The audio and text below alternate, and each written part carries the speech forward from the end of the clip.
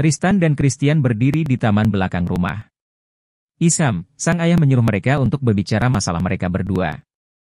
Isam sebenarnya merasa penasaran kenapa tiba-tiba Christian ingin tinggal di rumah Tristan. Tetapi Isam bukanlah orang tua yang suka mencampuri urusan pribadi anak-anaknya. Isam yakin ada sesuatu yang terjadi di luar pemantauannya.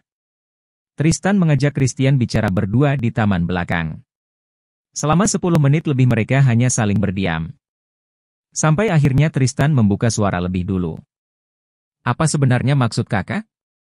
Sejak kapan kakak jadi suka mencampuri urusanku? Aku tidak mau kamu membuat kesalahan. Menyekap seseorang di rumahmu adalah tindakan ilegal. Mengenai kenapa aku ikut campur karena dia Haruna. Jika wanita yang kau sekap bukan Haruna, aku mungkin tidak peduli. Aku menyukai Haruna karena itulah aku ikut campur, ucap Christian secara terang-terangan. Dek. Seperti ada jarum yang menusuk hati Tristan. Entah kenapa Tristan merasa seperti itu. Jelas-jelas ia mengganggu Haruna karena ingin membalas dendam, tetapi kenapa mendengar ada yang menyukai Haruna hati Tristan merasa tidak rela. Aku tidak peduli walaupun kakak menyukai Haruna. Dia akan tetap tinggal di rumahku dan kakak, aku tidak mengizinkan kakak tinggal bersamaku. Jangan sampai aku membuat kakak menyesal, ancam Tristan. Kau sedang mengancam kakakmu, tanya Christian tersenyum. Terserah apa tanggapan kakak. Yang jelas, aku akan membuat kakak menyesal jika tetap meminta izin pada papa untuk pindah ke rumahku. Tristan berlalu pergi setelah menegaskan ucapannya. Christian menatap punggung Tristan yang menjauh. Ia sangat tahu seperti apa sifat Tristan. Jika dia sudah mengatakan sesuatu, maka dia akan melakukannya. Demi keamanan Haruna, Christian pun mengurungkan niatnya untuk tinggal di rumah Tristan.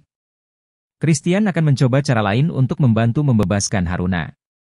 Di balik jendela kamarnya, Isam melihat wajah kedua putranya yang bersih tegang. Isam menatap wajah Tristan saat pergi meninggalkan Christian. Lan, ucap Isam pada asisten pribadinya. Ya Tuan Besar. Kirim seseorang untuk menyelidiki apa yang membuat Tristan dan Christian seperti itu. Laporkan secara menyeluruh padaku. Aku sangat penasaran. Chris yang biasanya selalu diam dan penurut, hari ini meminta sesuatu yang aneh. Dulu saat aku menyuruhnya tinggal bersama Tristan, dia menolak. Sekarang dia sendiri yang ingin tinggal di rumah Tristan. Akan saya kirim seseorang untuk mengawasi Tuan Muda Tristan. Saya permisi Tuan. Herlan keluar dari kamar Isam dan menelepon seseorang untuk mengawasi Tristan. Haruna tiba di depan rumahnya. Ia segera turun dan berlari masuk ke dalam rumah. Mama, Papa, Kia, Vivi. Di mana mereka? Haruna masuk ke ruang tamu dan ruang keluarga. Tetapi mereka tidak ada. Haruna berlari ke ruang makan dan ternyata mereka sedang duduk melamun di ruang makan. Mereka hanya menatap makanan di meja tanpa menyentuhnya. Saat Haruna memanggil mereka, mereka terkejut dan segera berlari memeluk Haruna. Mama, Papa, Vivi, Kia.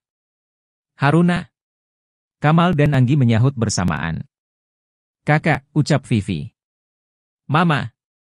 Kiara memeluk Haruna dengan erat begitupun Kamal dan Anggi. Sementara Vivi menangis berdiri di belakang Kamal dan Anggi. Haruna menatap Vivi yang berdiri di belakang kedua orang tuanya.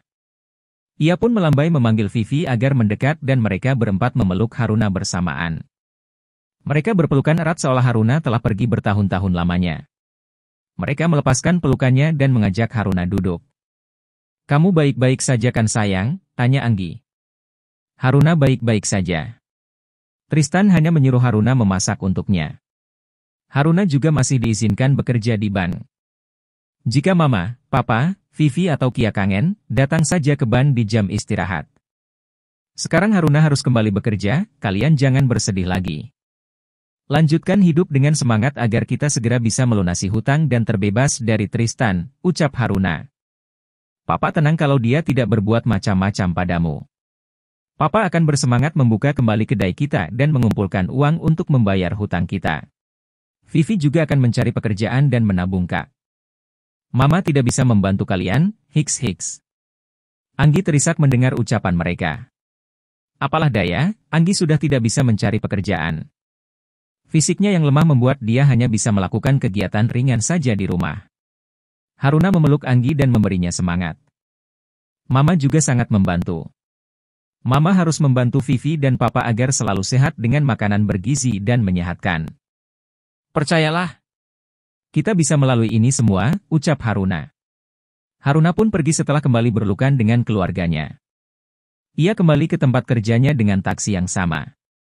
Haruna sengaja menyuruh taksi itu menunggunya agar ia tidak repot-repot mencari taksi lagi untuk kembali ke Ban. "Di mana Haruna?" tanya Tristan pada sekretarisnya, Aulia. "Saya tidak tahu, Presdir." Saat makan siang tadi, Haruna tiba-tiba pergi menggunakan taksi. "Ya sudah. Kembali bekerja." "Saya permisi, Presdir." Aulia keluar dari ruangan Tristan. Ia semakin penasaran dengan Haruna. Ada hubungan apa antara Haruna dan Presdir Tristan? Kenapa Presdir sepertinya marah mendengar Haruna tidak ada? Jangan-jangan, oh, tidak. Mereka benar-benar menjalin hubungan di luar sana. Apa mungkin?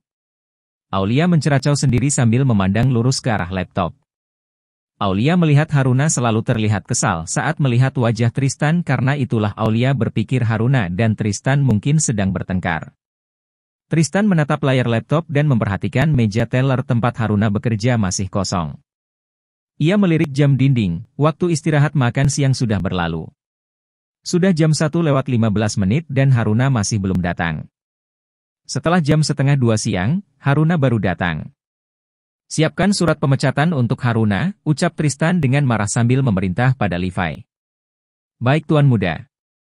Levi pergi ke bagian HRD dan meminta mereka membuat surat pemecatan untuk Haruna.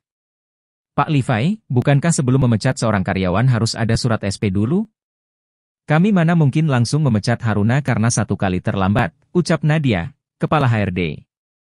"Tuan Muda hanya memberi dua pilihan, memecat Haruna atau memecat Anda Mbak Nadia," jawab Levi dengan senyum dingin. Nadia tidak bisa berkata apa-apa lagi. Nadia sudah lama mengenal Haruna karena hampir 10 tahun bekerja di bank itu sama seperti Haruna. Ada rasa tidak enak hati, tetapi ia juga harus tetap mempertahankan pekerjaannya. Sebagai seorang ibu tunggal, Nadia harus tetap bekerja demi menghidupi dirinya dan putranya. Dengan berat hati Nadia pun menyanggupi perintah Levi. "Baik, saya akan memecat Haruna." Levi tersenyum dan menunduk sebentar lalu keluar dari ruangan Nadia. Nadia segera mengetik surat PHK. Nadia hanya berharap semoga saja Haruna mengerti dan memaklumi posisi Nadia saat ini. Meskipun Nadia ingin mempertahankan Haruna, tetapi kuasa tertinggi tetap ada pada pemilik bank. Nasabah terakhir hari ini baru saja keluar dari bank. Haruna menghela napas lega. Sari menghampiri Haruna dan duduk di sampingnya. "Ada apa? Kenapa menatapku seperti itu?" tanya Haruna heran. "Kamu dari mana?" "Aku pulang ke rumah sebentar, siapa sangka saat perjalanan kembali ke sini malah terjebak macet." "Kamu sepertinya menyembunyikan sesuatu dariku dan Lia." "Apa kami begitu tidak bisa dipercaya sampai kamu tidak mau cerita?" tanya Sari. Sari kecewa karena Haruna tidak mau mengatakan masalah yang sedang dihadapinya. Sari yakin Haruna sedang mengalami masalah besar. Semua tingkah laku Haruna selama seminggu belakangan ini mencurigakan. Sari memperhatikan semua perubahan itu dari hari ke hari sampai hari ini. "Sar, aku sangat percaya padamu dan Lia. Sungguh aku tidak ada masalah, hanya saja aku merasa rindu dengan Kiara. Aku khawatir Kia belum makan siang, hanya itu." "Sungguh hanya itu?" tanya Sari. "Sungguh," ucap Haruna sambil tersenyum. Haruna memasukkan ponselnya ke dalam tas lalu melangkah bersama Sari. Mereka bersiap untuk pulang karena jam kerja mereka sudah berakhir. Namun, Haruna menghentikan langkahnya karena panggilan dari seseorang yang sangat dikenalnya. "Haruna, ikut saya ke kantor," ucap Nadia. "Ya Bu." "Sar, kamu pergi duluan saja." "Baiklah, sampai jumpa besok." "Dadah," ucap Sari sambil melambaikan tangan. Haruna melangkah menuju ruangan Nadia. Haruna merasa sedikit tegang. Ada apa dan kenapa ia dipanggil ke ruangan Nadia? Pertanyaan itu bergelayut dalam pikiran Haruna. Wajah Nadia tidak terlihat baik, Nadia terlihat murung memanggil Haruna. Biasanya senyuman lebar selalu menghias bibir Nadia saat berbicara dengan para karyawan termasuk Haruna. "Tok, tok, tok. Masuk." "Permisi Bu. Ada apa Ibu memanggil saya?" "Aku tidak bisa banyak bicara. Ini, surat PHK dan uang pesangon kamu. Hah? Kenapa saya dipecat, Bu? Kamu tanyakan saja pada Presdir. Aku tidak bisa membantah perintahnya, maaf Haruna. Haruna tidak bisa berbuat apa-apa lagi selain mengambil surat PHK dan uang pesangon yang tergeletak di meja. Haruna yakin kalau Nadia juga berat melakukan hal itu. Semua dilakukan Nadia dengan terpaksa, Haruna tidak akan mempersulit Nadia. Haruna pamit pergi dari ruangan Nadia. Setelah Haruna menutup pintu, Nadia mengembuskan napas berat. Tidak enak rasanya hati Nadia memecat Haruna tanpa sebab. Namun, ia sungguh terpaksa melakukannya. Maaf Haruna. Nadia menggumam pelan sambil menatap jendela ruangannya. Haruna mencari Tristan di ruangannya, tetapi di sana hanya ada Levi yang sedang membereskan meja kerja Tristan. Pak Levi, di mana Presdir? Presdir sedang menunggu Anda di parkiran. Bukankah kalian harus pulang bersama? Haruna tidak menjawab dan berlalu meninggalkan Levi. Dengan berat hati Haruna harus kembali satu mobil dengan Tristan, padahal tadinya Haruna akan naik taksi saja. Sekarang tidak ada pilihan lain bagi Haruna selain menurut atau Tristan akan kembali menggila dengan tindakan di luar batas. Aulia baru saja keluar dari ban dan melihat Haruna masuk ke dalam mobil Tristan. Sebuah senyum simpul tampak menghias bibir Aulia. Ia ikut bahagia melihat Haruna mulai bisa dekat dengan pria. Aulia dan Sari tahu apa yang menyebabkan Haruna selalu menolak cinta pria yang menyukainya. Saat itu, tahun terakhir masa SMA. Haruna melihat teman SMA-nya bunuh diri. Mega yang merupakan sahabat Aulia dan Haruna itu patah hati dan memilih mengakhiri hidupnya dengan meloncat dari lantai 3 gedung sekolah. Mega terjatuh tepat di depan Haruna yang sedang melangkah. Hah, semoga kamu bahagia, Haruna. Kau sudah terlalu kadaluarsa menjadi gadis, gumam Aulia. Ia pun melangkah pergi meninggalkan parkiran setelah mobil Tristan keluar lebih dulu. Haruna, Sari dan Aulia selalu membawa motor sendiri saat pergi bekerja. Namun, sekarang Haruna tidak dapat lagi mengendarai motor kesayangannya. Di dalam mobil, Haruna gemetar melihat wajah Tristan yang masam. Haruna memberanikan diri bertanya pada Tristan. Kenapa kau memecatku? Karena kamu terlambat. Baru satu kali, seharusnya aku diberi surat peringatan lebih dulu. Kesalahanmu adalah karena kamu pulang ke rumahmu. Kau melanggar perjanjian. Bukankah di dalam perjanjian tertulis dengan jelas? Kau tidak boleh bertemu dengan keluargamu sebelum hutang ayahmu lunas. Tristan menambah kecepatan laju mobilnya. RI mana, kau tahu?